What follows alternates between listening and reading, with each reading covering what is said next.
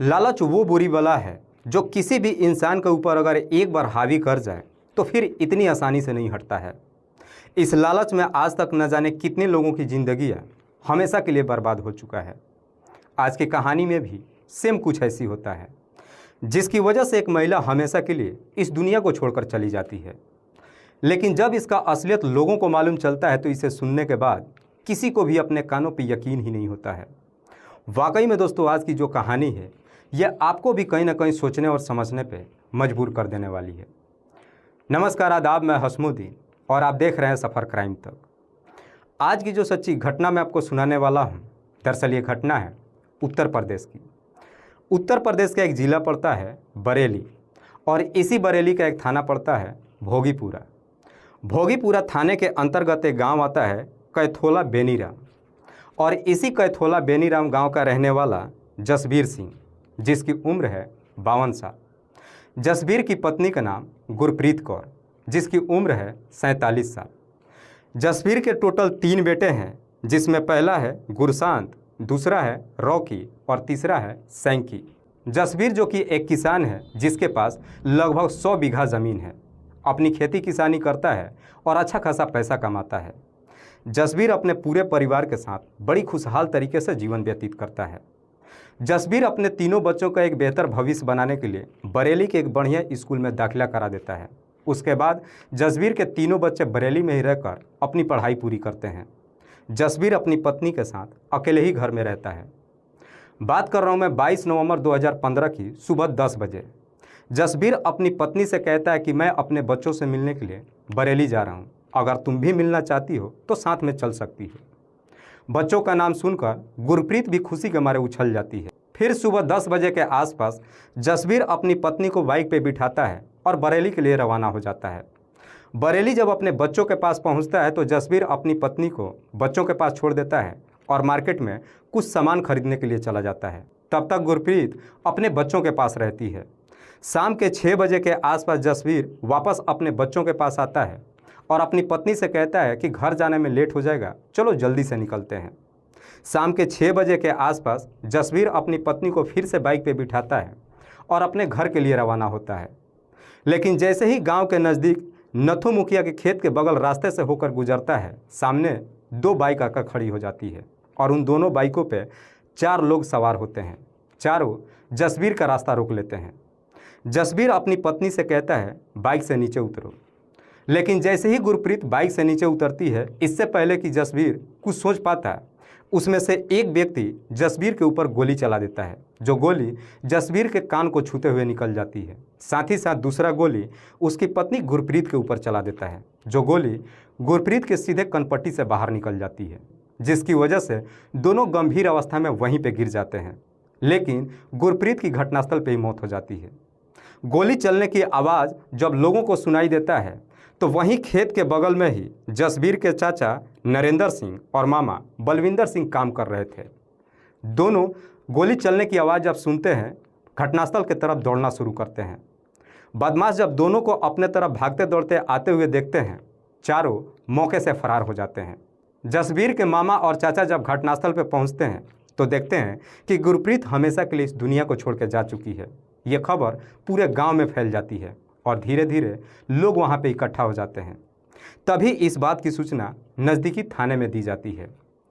Police को जैसे ही सूचना मिलता है, पुलिस भी अपने टीम के साथ घटनास्थल पर पहुंचती है और सबसे पहले गुरप्रीत की डेड बॉडी को अपने कब्जे में लेती है और उसे पोस्टमार्टम के लिए भेज देती है। और फिर पुलिस इस पूरी घटना के बारे में जसबीर से पूछताछ करती है। तो जसबीर कहता है कि साहब वो टोटल 4 लोग थे, लेकिन उनमें से मैंने एक का चेहरा देख लिया और मैंने उसे पहचान भी लिया। दरअसल उसका नाम नबी बख्श है, जो मेरे ही गांव का रहने वाला है। 3 लोगों ने अपने चेहरे पे गमछा लपेट रखा था। पुलिस जसबीर से पूछताछ करती है कि नबी बख्श तुम्हारी पत्नी की हत्या क्यों कर सकता है। इस पे जसबीर कहता है कि साहब कुछ दिन पहले ही मेरी नबी बख्श के साथ में लड़ाई हुआ था, शायद इसीलिए बदला लेने के लिए उसने मेरी पत्नी की हत्या कर दिया। पुलिस जसबीर के ही तहरीर पे नबी बख्श का नामजद मुकदमा दर्ज करती है और फिर इस केस की छानबीन करना शुरू करती है। अगले दिन सुबह सुबह ही पुलिस नबी बख्श को और उसके दोस्तों को अपने कस्टडी में लेने के लिए नबी बख्श के घर पे जाती है, तो नबी बख्श घर पे ही मिल जाता है। पुलिस नबी बख्श को अपने कस्टडी में लेकर थाने पहुंच जाती है और फिर नबी बख्श से जसबीर की पत्नी गुरप्रीत की हत्या के बारे में पूछताछ करती है। तो नबी बख्श कहता है कि साहब, जसबीर जिस वक्त की घटना की बात कर रहा है उस वक्त तो मैं अपने घर पे था और मैं अकेले ही नहीं था, बल्कि मेरे साथ मेरे कुछ दोस्त भी थे। अगर आपको यकीन नहीं है तो आप मेरे दोस्तों से पूछताछ भी कर सकते हैं। पुलिस जब इस बयान की तहकीकात कराती है तो मालूम चलता है कि नबी बख्श बिल्कुल सच बोल रहा है। नबी बख्श के खिलाफ में कोई सबूत नहीं मिलता है, इसीलिए पुलिस नबी बख्श को छोड़ देती है। लेकिन पुलिस के सामने अब बहुत बड़ा चैलेंज ये हो जाता है कि आखिरकार गुरप्रीत की हत्या किया किसने है। पुलिस अपराधियों की तलाश करना शुरू कर देती है।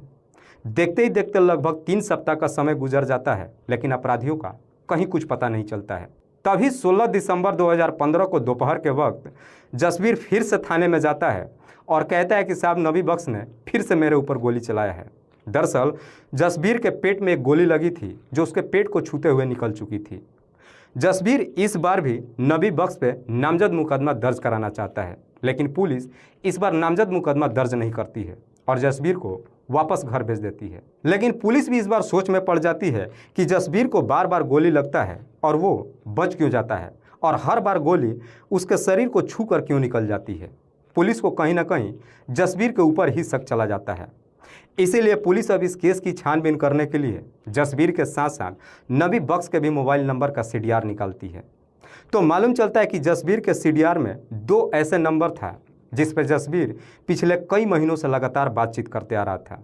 एक नंबर महेंद्र के नाम पर रजिस्टर्ड है, जिसकी उम्र है लगभग 35 साल, जो सूखा छावनी इलाके का रहने वाला है। तो दूसरा नंबर प्रिया कुमारी के नाम पर रजिस्टर्ड है। प्रिया, जिसकी उम्र है लगभग 25 साल, जो सीबीगंज थाने के जौहरपुर गांव की रहने वाली है। पुलिस जब महेंद्र के मोबाइल का डिटेल्स निकालती है तो मालूम चलता है कि जसबीर की पत्नी गुरप्रीत की जिस दिन हत्या की गई थी उसी जगह का महेंद्र का भी मोबाइल का लोकेशन दिखाई दे रहा था।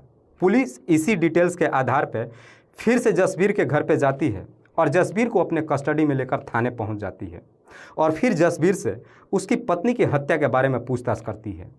इस बार भी जसबीर बार बार नबी बख्श का ही नाम ले रहा था, लेकिन पुलिस जब महेंद्र के डिटेल्स सामने रख करके जसबीर से पूछताछ करती है, अब जसबीर के सामने कोई रास्ता नहीं बचता है और आखिरकार मजबूर होकर सच्चाई कबूल कर लेता है। लेकिन जसबीर जब इस हत्या की पूरी कहानी बताता है तो वाकई में इसे सुनने के बाद हर कोई हैरान रह जाता है। जसबीर के पास लगभग 100 बीघा ज़मीन ही नहीं है, बल्कि अपनी खेती किसानी कर हर साल लाखों की आमदनी करता है। घटना से ठीक 18 साल पहले जसबीर गुरप्रीत से शादी कर अपने घर लेकर आता है। गुरप्रीत, जो देखने में बेहद ही खूबसूरत पत्नी पाकर जसबीर भी काफ़ी खुश होता है और फिर अपनी पत्नी के साथ बड़ी खुशहाल तरीके से जीवन व्यतीत करता है। जैसे ही कुछ साल का समय गुजरता है, जसबीर के 3 बच्चे भी हो जाते हैं। लेकिन जैसे जैसे समय गुजरता है, जसबीर अपनी खेती किसानी से इतना अच्छा खासा पैसा कमाता है कि जसबीर को अपने पैसों का घमंड हो जाता है। जसबीर को समझ में नहीं आता कि अपने पैसों को वो कहाँ पे खर्च करे। इसलिए जसबीर अपने पैसों को खर्च करने के लिए कुछ गलत लोगों का संगत ही नहीं करता है, बल्कि दारू शराब भी पीने लगता है और साथ ही साथ कुछ गलत महिलाओं के संगत में भी आ जाता है। इस बात की जानकारी जब उसकी पत्नी गुरप्रीत को जब मालूम चलता है तो गुरप्रीत अपने पति का विरोध करने लगती है, लेकिन तब तक जसबीर काफ़ी आगे निकल चुका था। गुरप्रीत अपनी पति को लाख समझाने की कोशिश करती है, लेकिन जसबीर अपनी पत्नी की एक बात नहीं सुनता है और फिर इसी बात को लेकर आए दिन हर रोज़ दोनों के बीच में झगड़े तकरार शुरू हो जाता है। और कुछ दिन का समय गुजरता है तो एक दिन जसबीर की मुलाकात बालक राम से होती है। बालक राम, जो सीबीगंज थाना के जौहरपुर गांव का रहने वाला है। दरअसल बालक राम जसबीर का दोस्त है, इसीलिए जसबीर एक दिन बालक राम से मुलाकात करने के लिए उसके घर पे जाता है। तो वहीं पे जसबीर की मुलाकात प्रिया से होती है। प्रिया, जिसकी उम्र है लगभग 25 साल, जो देखने में बेहद ही खूबसूरत। दरअसल प्रिया बालक राम की ही बेटी है। जसबीर जब पहली बार प्रिया को देखता है तो पहली नज़र में उसे अपना दिल दे बैठता है और उसी दिन ही जसबीर कसम खा लेता है कि वो किसी भी हाल में प्रिया को हासिल करके ही रहेगा। इसलिए अब बार बार प्रिया के घर आना जाना शुरू करता है। जब जसबीर बार बार प्रिया के घर आना जाना शुरू करता है तो उसे देख प्रिया को भी समझने में देर नहीं लगता है कि जसबीर चाहता क्या है। दरअसल प्रिया को भी मालूम चल जाता है कि जसबीर एक मोटा आदमी है। दरअसल जसबीर के पास ढेरों सारी दौलत है, जसबीर की दौलत के बारे में जैसे ही प्रिया को मालूम चलता है, प्रिया के अंदर भी लालच आ जाती है और इसी लालच के चक्कर में प्रिया अपने आप को जसबीर के हवाले कर देती है, ये सोचकर कि जसबीर की दौलत पे ऐशो आराम करेगी। उसके बाद से जसबीर और प्रिया के बीच में अवैध संबंध बनना शुरू हो जाता है। अक्सर जसबीर प्रिया से मुलाकात करने के लिए अपने दोस्त महेंद्र के पास जाता है। महेंद्र, जो कि सुखी छावनी में रहता है, प्रिया से मुलाकात करने के लिए महेंद्र के ही घर पे बुलाता है और वहीं पे मुलाकात करता है। लेकिन जैसे ही जसबीर और प्रिया के बीच में अवैध संबंध शुरू होता है, इस बात की जानकारी जसबीर की पत्नी गुरप्रीत को मालूम चल जाता है। गुरप्रीत को जब मालूम चलता है कि उसके पति का जिस लड़की के साथ में अवैध संबंध चल रहा है उसकी उम्र मात्र अभी 25 साल है, इस बात पे गुरप्रीत अपने पति से लड़ बैठती है। गुरप्रीत अपने पति को काफ़ी समझाने की कोशिश करती है, लेकिन जसबीर इधर प्रिया के प्यार में इस कदर से अंधा हो चुका था कि प्रिया के लिए अपनी पत्नी से लड़ बैठता है। दोनों के बीच में कुछ इस प्रकार से झगड़ा तकरार शुरू होता है कि अब जसबीर अपनी पत्नी से नफरत कर बैठता है। जो आए दिन हर रोज अपने घर जाता था, अब कुछ दिनों के बाद अपने घर जाता है। लेकिन जैसे ही जसबीर और प्रिया का प्रेम प्रसंग कुछ दिनों तक चलता है, प्रिया को एक सही मौका मिल जाता है। एक दिन प्रिया जसबीर से कहती है कि मैं तुमसे शादी करना चाहती हूँ। प्रिया जब शादी का प्रपोजल जसबीर के सामने रखती है तो जसबीर भी खुशी के मारे एकदम से उछल पड़ता है। जसबीर को लगता है कि बिन मांगे ही उसे मुराद मिल गई। जसबीर भी प्रिया से शादी करने के लिए हामी भर देता है, लेकिन प्रिया जसबीर से कहती है कि यह शादी तुम्हारी पत्नी को रहते हुए संभव नहीं है। प्रिया जब इस तरह की बातें जसबीर से कहती है तो जसबीर को भी लगता है कि उसकी पत्नी अब उसके रास्ते का रोड़ा बन चुकी है। जसबीर प्रिया के प्यार में इस कदर से अंधा हो जाता है कि अपनी पत्नी को ही इस दुनिया से हटाने का तय कर देता है और फिर अपनी पत्नी को इस दुनिया से हटाने के लिए एक षड्यंत्र बनाता है और इस षड्यंत्र में अपने दोस्त महेंद्र और साथ ही साथ प्रिया को भी शामिल कर लेता है और फिर अपनी पत्नी को इस दुनिया से हटाने के लिए एक सही मौके का इंतजार करता है। 21 नवंबर 2015 को शाम के वक्त जसबीर अपनी पत्नी से कहता है कि कल मैं अपने बच्चों से मिलने के लिए बरेली जा रहा हूँ, अगर तुम्हें भी चलना है तो कल तैयार रहना। बच्चों का नाम सुन करके गुरप्रीत भी एकदम खुश हो जाती है और अपने पति के साथ जाने के लिए तैयार हो जाती है। 22 नवंबर 2015 को सुबह 10 बजे के आसपास जसबीर अपनी पत्नी को लेकर बरेली जाता है अपने बच्चों से मुलाकात कराने के लिए। अपने बच्चों के पास अपनी पत्नी को छोड़ देता है और वहां से सीधे अपने षड्यंत्र के तहत जसबीर अपने दोस्त महेंद्र के पास जाता है और जा करके कहता है कि शाम के 6 बजे के आसपास मैं अपनी पत्नी को लेकर गांव के लिए रवाना होऊंगा। तब तक तुम गांव से थोड़ी ही दूर नथु मुखिया के खेत के बगल में खड़े रहना। जैसे मैं लेकर वहां पहुंचूंगा, मेरी पत्नी का काम तमाम कर दिया जाएगा। होता भी बिल्कुल यही है। शाम के 6 बजे के आसपास जसबीर अपनी पत्नी को अपनी बाइक पे बिठाता है और बरेली से घर के लिए रवाना होता है। लेकिन गांव से जैसे ही थोड़ी दूर पे नथु मुखिया के खेत के बगल से गुजरता है, वहां पे पहले से ही महेंद्र अपनी बाइक लेकर दोनों का इंतजार कर रहा होता है। जैसे ही अपने सामने महेंद्र को देखता है, जसबीर अपनी बाइक रोक लेता है और अपनी पत्नी को बाइक से नीचे उतारता है। इससे पहले कि गुरप्रीत कुछ समझ पाती, जसबीर अपने पास से एक तमंचा निकालता है और सीधे अपनी पत्नी के कनपट्टी पे सटा के चला देता है, जिसकी वजह से गुरप्रीत की घटनास्थल पे ही मौत हो जाती है। उसके बाद महेंद्र से कहता है कि मेरे ऊपर गोली चलाओ। महेंद्र जसबीर के ऊपर गोली तो चलाता है, लेकिन वो गोली उसके कान को छू करके निकल जाती है। जसबीर ये सब इसलिए करता है ताकि इस कांड में अपने ही गाँव के रहने वाले नबी बख्श को फंसा सके।